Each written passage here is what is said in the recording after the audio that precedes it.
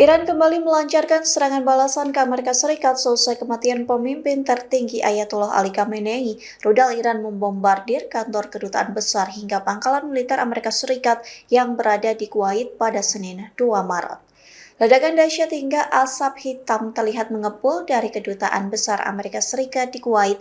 Penyerangan ini berbarengan dengan insiden jatuhnya beberapa jet tempur Amerika Serikat di Kuwait.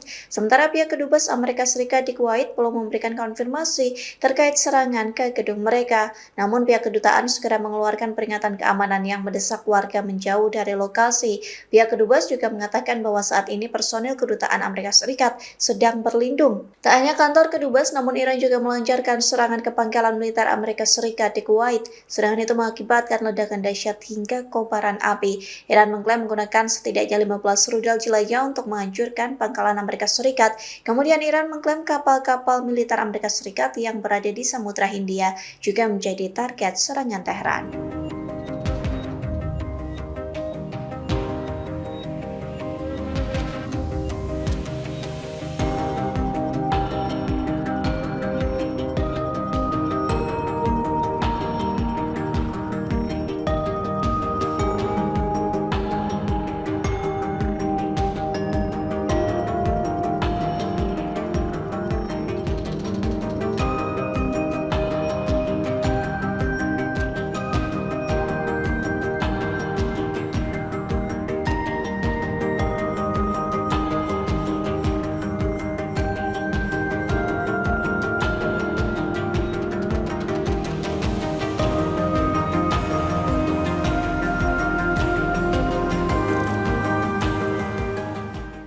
Download Tribun X sekarang, menghadirkan lokal menjadi Indonesia.